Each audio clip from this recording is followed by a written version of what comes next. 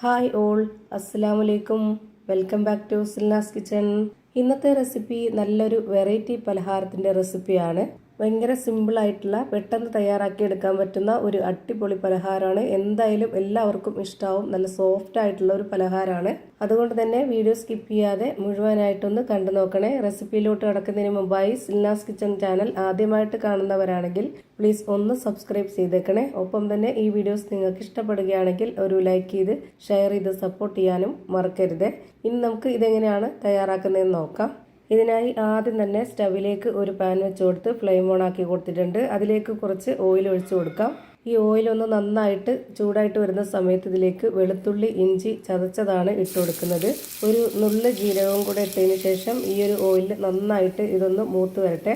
അപ്പോൾ ആ ഒരു മണം മുന്തി നിൽക്കും നമ്മുടെ ഈ ഒരു പലഹാരത്തിന്. ഇപ്പോൾ ഈ ഒരു വെളുത്തുള്ളി ഇഞ്ചിയൊക്കെ നന്നായിട്ട് മൂത്ത് വന്നിട്ടുണ്ട്. നല്ലൊരു മണമൊക്കെ വരുന്ന ഈ ഒരു സമയത്ത് നമുക്കിതിലേക്ക് ലോ ഫ്ലെയിമിൽ ഇട്ടുകൊണ്ട് സബോള ഇട്ട് കൊടുക്കാം. 2 മീഡിയം സൈസിലുള്ള സബോള ഇതുപോലെ ചെറുതായിട്ട് കട്ട് ചെയ്തിട്ട് ഇട്ട് കൊടുത്തിട്ടുണ്ട്. ഇനി കുറച്ച് കറിവേപ്പിലയും മല്ലിയിലയും ഇട്ട് കൊടുക്കാം. അതിൻ്റെ കൂടെ തന്നെ കുറച്ച് എരിവിനും നല്ലൊരു മണത്തിനൊക്കെ വേണ്ടിയിട്ട് 2 പച്ചമുളകും 2 ഉണക്കമുളകും കട്ട് ചെയ്തിട്ട് കൊടുക്കുന്നുണ്ട്.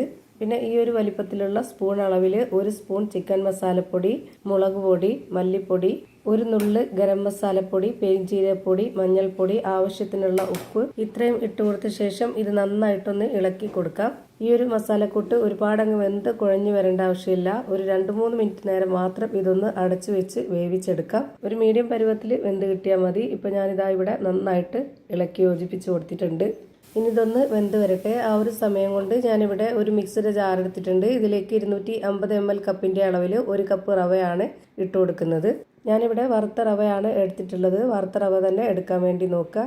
ഇനി റവ ഇട്ട് കൊടുത്ത അതേ കപ്പ് അളവിൽ തന്നെ ഒരു 1/2 കപ്പ് അളവിൽ ഗോതമ്പ് പൊടിയാണ് ഇട്ട് കൊടുക്കുന്നത്. ഈ ഒരു ഗോതമ്പ് പൊടിക്ക് പകരം നിങ്ങൾക്ക് വേണമെന്നുണ്ടെങ്കിൽ മൈദപ്പൊടിയും ചേർത്ത് കൊടുക്കാം, കുഴപ്പമൊന്നുമില്ല. ഇനി ഇതിലേക്ക് 1 കോഴിമുട്ട പൊട്ടിച്ചൊഴിച്ച് കൊടുത്ത് ഇതിലേക്ക് ആവശ്യത്തിനുള്ള ഉപ്പും കൂടെ ഇട്ട് കൊടുത്തതിന് ശേഷം ഇത് അരച്ചെടുക്കാൻ ആവശ്യത്തിനുള്ള വെള്ളം ഒഴിച്ചു കൊടുക്കാം. ഞാനിവിടെ 250 ml കപ്പിൻ്റെ അളവിൽ 1 കപ്പ് വെള്ളം ആദ്യം ഒഴിച്ചു കൊടുത്തിട്ടുണ്ട്. ഇനി ഇത് അരച്ചെടുക്കുമ്പോൾ ബുദ്ധിമുട്ടുണ്ട്, അരയാൻ പറ്റുന്നില്ല എന്നുണ്ടെങ്കിൽ വേണമെന്നുണ്ടെങ്കിൽ ഒരു 1/2 കപ്പ് വെള്ളവും കൂടെ ഒഴിച്ചു കൊടുക്കാം. ഞാനിപ്പോൾ ഇതിലേക്ക് അരയാതെ വന്നപ്പോൾ ഒരു 1/2 കപ്പ് വെള്ളവും കൂടെ ഒഴിച്ചു കൊടുത്തിട്ടുണ്ട്. എന്നിട്ടാണ് ഈ ഒരു പരുവത്തിൽ അരച്ചെടുത്തിട്ടുള്ളത്. ഇപ്പോൾ ഇതിൻ്റെ കറക്റ്റായിട്ടുള്ള പരുവം ഒരു സ്പൂൺ കൊണ്ട് കോരി കാണിച്ചു തരാം. ഇതാണ് ഇതിൻ്റെ കറക്റ്റ് പരുവം. ഇനി വേവിക്കാനായിട്ട് വെച്ചിരുന്ന ആ ഒരു മസാലക്കൂട്ട് വെന്തോന്ന് നോക്കാം. ഇപ്പോൾ ഇതാ നല്ലപോലെ വെന്ത് കിട്ടിയിട്ടുണ്ട്. ഒരുപാടങ്ങ് വെന്ത് കുഴഞ്ഞ് കിട്ടിയിട്ടില്ല. ഇതാണ് ഇതിൻ്റെ കറക്റ്റ് പരുവം. ഇനി ഇതിലേക്ക് വളരെ കുറച്ച് വെള്ളം ഒഴിച്ചു കൊടുക്കുന്നുണ്ട്. അടുത്തതായി ഇതിലേക്ക് ഇട്ട് കൊടുക്കുന്നത് പുഴുങ്ങിയ മുട്ടയുടെ മഞ്ഞയാണ്. 4 കോഴിമുട്ടയുടെ മഞ്ഞ ഇതിലേക്ക് ഇട്ട് കൊടുക്കുന്നുണ്ട്. അതുകൂടെ ഇതിലേക്ക് ഉടച്ച് ചേർത്തുകൊണ്ട് നന്നായിട്ടൊന്ന് ഇളക്കി കൊടുക്കാം. ഈ ഒരു മുട്ടയുടെ മഞ്ഞയും അതുപോലെ ഈ ഒരു മസാലയൊക്കെ ആയിട്ട് 1 മിനിറ്റ് നേരം ഒന്ന് അടച്ചു വെച്ച് വേവിച്ചെടുക്കാം. അപ്പോൾ ഇതെല്ലാം കൂടി ഒന്നായിട്ട് യോജിച്ച് കിട്ടുമ്പോൾ നല്ല ടേസ്റ്റും നല്ലൊരു മണമൊക്കെ ആയിരിക്കും. ഇപ്പോൾ അതാ മസാലക്കൂട്ടും ഒക്കെ ആയിട്ട് നന്നായിട്ട് യോജിച്ച് കിട്ടിയിട്ടുണ്ട്. ഇനി നമുക്ക് ഫ്ലെയിം ഓഫ് ചെയ്ത് കൊടുത്ത ശേഷം ഇത് നേരത്തെ റെഡിയാക്കി വെച്ചിട്ടുള്ള ആ ഒരു മാവിലേക്ക് ഇട്ട് കൊടുക്കാം. എന്നിട്ട് ഇതെല്ലാം കൂടി നന്നായിട്ട് ഇളക്കി യോജിപ്പിച്ച് കൊടുക്കാം. ഇതുപോലെ നന്നായിട്ടൊന്ന് ഇളക്കി യോജിപ്പിച്ച് കൊടുത്ത ശേഷം ഇനി നമുക്കിത് വേവിച്ചെടുക്കണം. അതിനായിട്ട് സ്റ്റവിലേക്ക് ഒരു പാൻ വെച്ച് കൊടുത്തിട്ടുണ്ട്. ഫ്ലെയിം ഓൺ ആക്കിയതിന് ശേഷം അതിലേക്ക് കുറച്ച് ഓയിൽ ഒഴിച്ച് കൊടുത്തിട്ട് ഇതുപോലെ നന്നായിട്ടൊന്ന് സ്പ്രെഡ് ചെയ്ത് കൊടുക്കാം. അതിൻ്റെ ഈ ഒരു വക്ക് ഭാഗത്തൊക്കെ നന്നായിട്ട് സ്പ്രെഡ് ചെയ്യണം, ഇല്ലാന്നുണ്ടെങ്കിൽ അവിടെയൊക്കെ മാവ് ഒട്ടിപ്പിടിക്കും. നല്ല ലോ ഫ്ലെയിമിൽ ഇട്ട് കൊടുത്തതിന് ശേഷം വേണം ഇത് വേവിച്ചെടുക്കാനായിട്ട്. ഞാനിത് മുഴുവനായിട്ടും മാവ് ഒഴിച്ച് കൊടുക്കുന്നുണ്ട്.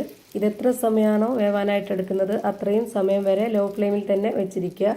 ഒരു സ്പാച്ച് വെച്ച് ഈ മാവൊന്ന് കറക്റ്റാക്കിയതിന് ശേഷം ഞാനിതിലേക്ക് നേരത്തെ പുഴുങ്ങി വെച്ചിരുന്ന ആ ഒരു 4 കോഴിമുട്ടയുടെ മഞ്ഞയാണ് നമ്മൾ ഈ ഒരു മസാലയ്ക്ക് വേണ്ടി എടുത്തിരുന്നത്.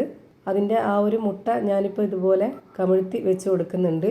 എന്നിട്ട് ഇതിൻ്റെ നടുഭാഗത്തായിട്ട് 1 കോഴിമുട്ട പൊട്ടിച്ചൊഴിച്ച് കൊടുക്കുന്നുണ്ട്. പിന്നെ കുറച്ച് മല്ലിയില കട്ട് ചെയ്തതും കുറച്ച് ഉണക്കമുളക് കട്ട് ചെയ്തതും ഇട്ട് കൊടുക്കുന്നുണ്ട്. ഇത് നിർബന്ധമൊന്നുമില്ല, വീഡിയോയിൽ കാണാനൊരു ഭംഗിക്ക് വേണ്ടിയിട്ടും. പിന്നെ ഇത് അടച്ചു വെച്ച് വേവിക്കുമ്പോൾ ഇതിൻ്റെ എല്ലാം മണം മുന്തി നിൽക്കും. അതിനൊക്കെ വേണ്ടിയിട്ടാണ് ഇങ്ങനെ ചെയ്യുന്നത്.